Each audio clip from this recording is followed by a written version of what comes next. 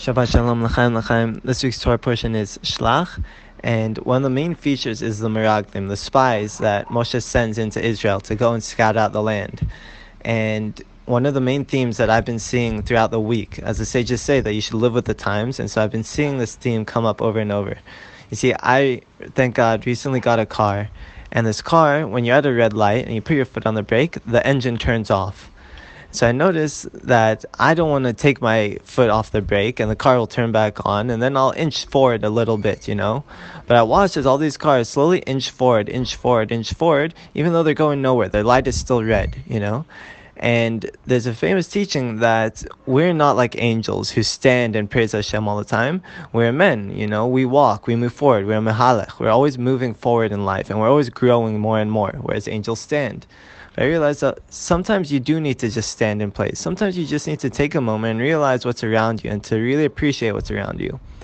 And I heard a beautiful teaching by the Meshech Chochmah, who was talking about when the spies came back and they were giving their report. And the spies said, there are people in there that are stronger than us.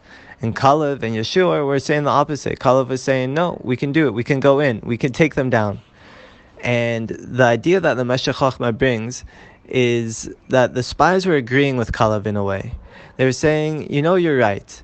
We can go in, but it's not us who can really go in because we're slaves. We can't defeat them, but maybe our children could. So in that sense, we can go in, and our children who are not coming from a slave mentality, they can go in and conquer this land, but we cannot. Whereas Kalev was saying, no, we can. Because it's how you define yourself right now. I believe that we can go in. I believe that with Hashem's help, we can take this land. So these two teachings coming together has really been a big theme for me. One, that you do need to stand and appreciate what's around you. But also take this moment to realize how far you've come and how far you can still go. Redefine yourself in every moment. Because sure, your children will be able to do great things.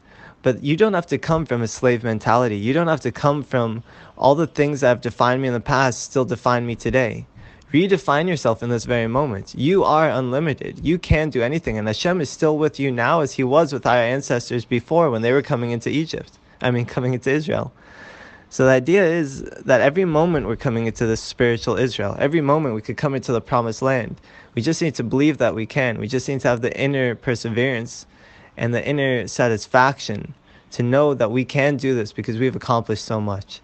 So Shabbat Shalom, we should all merit to have this awareness and to feel this in our lives and to really change and redefine ourselves every moment, because in reality we are unlimited.